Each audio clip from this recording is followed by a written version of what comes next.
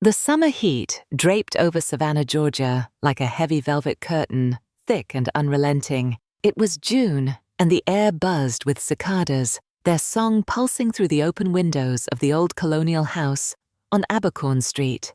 Inside the ceiling, fans spun lazily, stirring the humid air, but offering little relief. Sophia Bennett, 22, had just returned from her final semester at NYU, her suitcase still unpacked in the corner of her childhood bedroom. She was back for the summer, eager for a break from the city's chaos, but already restless in the slow, syrupy rhythm of her hometown. Sophia's stepmother, Cassandra Monroe, 38, was a photographer. Her work a vibrant mix of Southern Gothic and intimate portraiture that had earned her a modest following in the art world. She'd married Sophia's father Robert 7 years ago, when Sophia was a gangly teenager, grappling with her mother's absence. Cassandra had stepped into their lives with a quiet confidence, her auburn hair always loose, and her smile warm but guarded. Over time, Sophia had grown to admire her. Cassandra was sharp, creative, and fiercely independent qualities Sophia hoped to emulate. Their bond wasn't quite maternal, but it was close, a delicate balance of trust and respect. This weekend, Robert was away on a fishing trip with his college buddies, leaving Sophia and Cassandra alone in the house. It was a rare chance to reconnect, and Sophia found herself looking forward to it. They'd spent the morning lounging on the porch, sipping iced tea, and talking about Sophia's plans after graduation. Cassandra had a way of listening that made Sophia feel seen, her green eyes steady and attentive. But as the day wore on, something shifted, a subtle undercurrent Sophia couldn't quite name. By late afternoon, the heat had driven them indoors. Cassandra was in the kitchen, her sleeveless linen dress clinging to her curves as she chopped peaches for a cobbler. Sophia sat at the counter scrolling through her phone, the hum of the air conditioner, a faint backdrop to the lazy rhythm of the day. She glanced up, catching Cassandra's silhouette against the golden light streaming through the window. There was something magnetic about her today, maybe the way her dress hugged her hips, or the casual grace in her movements. Sophia shook her head, dismissing the thought, but it lingered like the heat. "Want to help, Cassandra?" asked her voice light, a playful lilt in her tone. She held up a peach juice, dripping down her fingers, and licked it off with a slow, deliberate motion. Sophia's breath caught her cheeks warming. She nodded, sliding off the stool to join her. They worked side by side, the kitchen filled with the sweet scent of peaches and the soft clink of knives against the cutting board. Cassandra's arm brushed against Sophia's as she reached for a bowl, the contact brief but electric. Sophia froze, her pulse quickening. She told herself it was nothing, just the heat making her overly aware, but when she glanced at Cassandra, she saw a flicker of something in her eyes. Amusement maybe, or something deeper. "Hot in here, isn't it?" Cassandra said, her voice low, almost teasing. She fanned herself with a dish towel, the motion pulling her dress tighter across her chest. Sophia swallowed, nodding, unable to find her voice. The air between them felt charged, like the moment before a storm breaks. That evening, they decided to watch a movie, something to distract from the oppressive heat. Cassandra suggested a French romance, something with a little fire, she said with a wink. Sophia laughed, thinking it was a joke. But as they settled onto the plush sectional in the living room, the tension from earlier returned heavier now. The movie was all long glances and whispered confessions, the kind of film that made your skin tingle. Sophia tried to focus on the screen, but she was hyper-aware of Cassandra beside her, their knees almost touching the faint scent of her jasmine perfume, curling through the air. During a particularly steamy scene, a couple tangled in a moonlit embrace, Sophia felt Cassandra's gaze on her. She turned and their eyes locked, the dim light casting shadows across Cassandra's face. Her lips parted slightly, and for a moment neither of them moved. Sophia's heart pounded, her mouth dry. She wanted to look away to break the spell, but she couldn't. "Ever wonder what that feels like?" Cassandra murmured, her voice barely audible over the movie's soundtrack. That kind of passion. Sophia's breath hitched. I don't know." She stammered, her voice trembling. "Maybe." Cassandra's smile was slow, almost predatory. "You will someday," she said, her eyes lingering on Sophia's lips, before she turned back to the screen. The moment passed, but it left Sophia reeling, her body buzzing with a mix of confusion and desire she didn't know how to process. A knock at the door startled them both. Sophia jumped, her heart racing, as Cassandra paused the movie. "I'll get it," she said, her voice steady, but Sophia noticed the slight flush in her cheeks. Through the front window, Sophia saw Mrs. Delgado, their neighbor, holding a tray of homemade empanadas. Relief washed over her, but it was tinged with disappointment she didn't want to acknowledge. "Evening, ladies," Mrs. Delgado chirped as Cassandra opened the door. "Thought you might like some treats." They thanked her, exchanging pleasantries, but the interruption only heightened the tension. When Mrs. Delgado left, Cassandra set the tray on the coffee table and turned to Sophia, her expression unreadable. "Where were we?" she asked, her tone casual, but her eyes gleamed with something dangerous. Sophia swallowed her throat tight. "The movie," she said weakly, but they both knew it wasn't just about the movie. They didn't finish watching. Instead, Cassandra suggested a glass of wine, and soon they were sitting closer on the couch, the bottle half empty between them. The conversation drifted to relationships, to the kind of love that burns too bright to last. Cassandra's voice was low, intimate, her words laced with a heat that made Sophia's skin prickle. "You're young, Sophia," Cassandra said, swirling her wine. "You've got time to explore, to figure out what you want. But don't be afraid to take risks. Sometimes the things that scare you most are the ones worth chasing." Sophia's pulse raced. She knew Cassandra wasn't just talking about life in general. There was an invitation in her words, a challenge. She wanted to respond, to say something bold, but her phone buzzed, shattering the moment. It was a text from her father. "Heading back early. Be home by midnight." She showed the message to Cassandra, whose expression shifted, a flicker of frustration crossing her face. "Guess we'd better behave then," she said. But her smile was sharp, like she was daring Sophia to disagree. They cleared the wine glasses and straightened the living room, moving in a practiced rhythm that felt oddly domestic. But beneath the normalcy, the air crackled with what hadn't been said, what hadn't been done. When Robert walked through the door, his fishing gear slung over his shoulder, everything snapped back into place. He hugged Sophia, kissed Cassandra's cheek, and launched into a story about a fish that got away. Sophia laughed at the right moments, but her eyes kept drifting to Cassandra, who was watching her with a knowing smile. The night ended with small talk and good nights, but as Sophia lay in bed staring at the ceiling, she couldn't shake the feeling that something had been set in motion, something she wasn't sure she could stop. The next few days were a masterclass in pretense. Sophia and Cassandra moved through the house like actors in a well-rehearsed play, their interactions polite, but charged with an undercurrent no one else could see.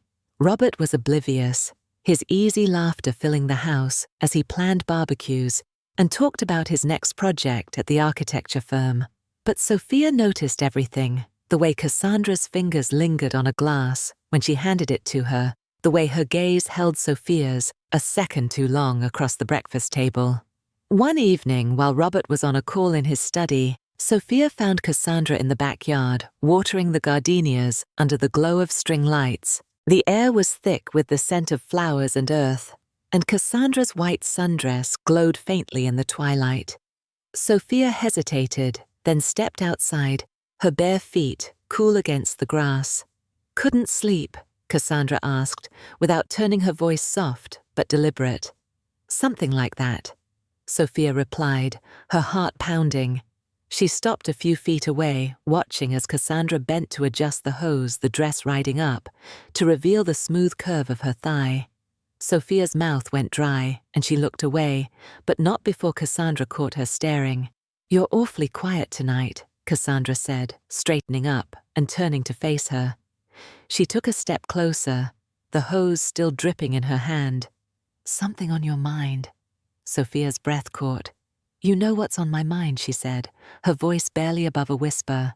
The words felt reckless, but she couldn't hold them back anymore. Cassandra's smile was slow, dangerous. "Do I?" she murmured. closing the distance between them. She was close enough now that Sophia could feel the warmth radiating from her, could see the pulse beating at the base of her throat. "Then why don't you say it?"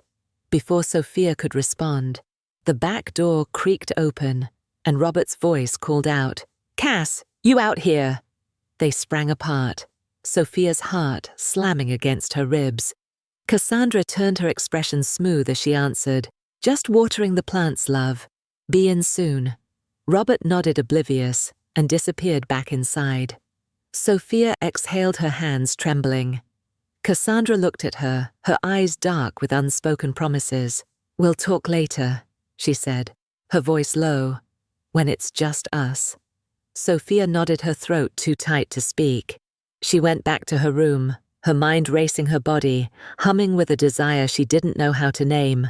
Sleep was impossible, the memory of Cassandra's closeness burning through her like a fever. The next morning, over coffee, Cassandra was all smiles chatting with Robert about a new gallery opening.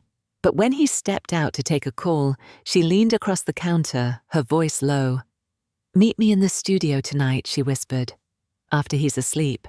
Sophia's heart stopped.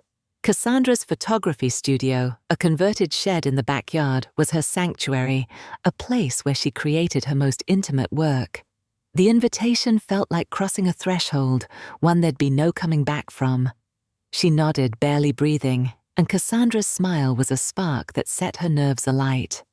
That night, Sophia waited until the house was silent, Robert's snores echoing faintly from the master bedroom.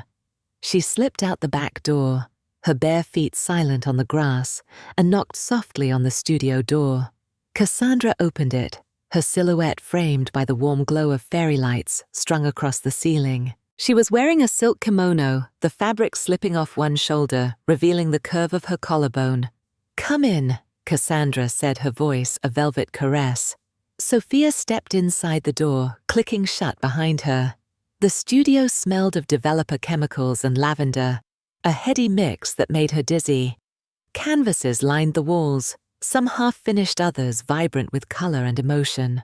A velvet chaise lounge sat in the corner, draped with a sheer scarf. Cassandra didn't waste time with small talk. She stepped closer, her fingers brushing Sophia's wrist, sending a jolt through her. "I've been thinking about you," she said, her voice low, intimate. "About what you said last night, about what you didn't say." Sophia's breath hitched. I don't know what this is," she admitted, her voice trembling. "But I feel it. I can't stop feeling it." Cassandra's smile was soft, but her eyes burned. "Then don't stop," she murmured. She closed the distance between them, her lips brushing Sophia's in a kiss that was both tender and searing. Sophia froze for a moment, overwhelmed, but then she melted into it, her hands finding Cassandra's waist, the silk of her kimono cool under her fingers. The kiss deepened, slow and deliberate, a dance of lips and breath that left Sophia dizzy. Cassandra's hands slid up her arms, guiding her toward the chaise lounge. "Let me show you," she whispered, her voice a promise. Sophia nodded, her heart pounding, and let Cassandra lead her. They sank onto the chaise, Cassandra's body warm and sure against hers. She guided Sophia's hands, teaching her how to touch, how to explore with intention. "Like this," she murmured, her fingers trailing over Sophia's skin, igniting sparks with every brush. Sophia followed, hesitant at first, then bolder, her hands tracing the curves of Cassandra's body, the silk slipping away to reveal soft, warm skin. Cassandra's lips found Sophia's neck, her kisses slow and deliberate, each one drawing a soft gasp. Sophia's hands grew braver, exploring the lines of Cassandra's hips, the dip of her spine. The world narrowed to the heat of their bodies, the rhythm of their breaths, the electric hum of desire that pulsed between them. Cassandra was patient, guiding Sophia through every moment, her whispers a mix of encouragement and command. When it was over, they lay tangled on the chaise, their bodies slick with sweat, the air thick with the scent of lavender and desire. Cassandra's head rested on Sophia's chest, her fingers tracing lazy patterns on her skin. "You were perfect," she whispered, her voice warm and sated. Sophia smiled, her heart still racing. "You made it easy," she said softly, her fingers threading through Cassandra's hair. They stayed like that for a while, the world outside forgotten the studio, a cocoon of their shared secret. But as the first light of dawn crept through the windows, reality began to intrude. Sophia's mind raced with questions about Robert, about what this meant, about the life they were risking.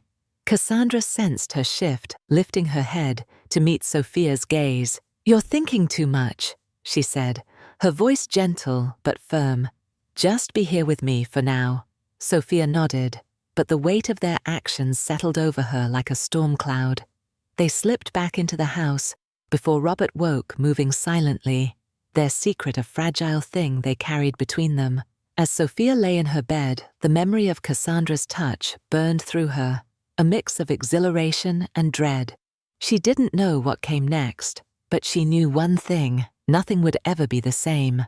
The days that followed were a tightrope walk, each moment laced with the thrill of their secret and the terror of discovery. Sophia and Cassandra moved through the house with practiced ease, their interactions carefully calibrated to avoid suspicion. Breakfasts were filled with Robert's booming laughter and Cassandra's quick wit, but beneath the surface, Sophia felt the pull of Cassandra's gaze, the brush of her fingers when they passed the butter, the unspoken promises that lingered in every glance. Robert, blissfully unaware, planned a 4th of July barbecue, inviting neighbors and friends to fill the backyard with music and chatter. Sophia played her part, flipping burgers and refilling drinks, but her eyes kept finding Cassandra, who moved through the crowd in a flowing red dress that hugged her curves like a lover's touch. When their gazes met across the lawn, Sophia felt a jolt, her body remembering the studio, the chaise, the heat of Cassandra's skin. That night, after the guests had left, and Robert was snoring in his recliner, Sophia found Cassandra in the kitchen, washing dishes in the soft glow of the under-cabinet lights.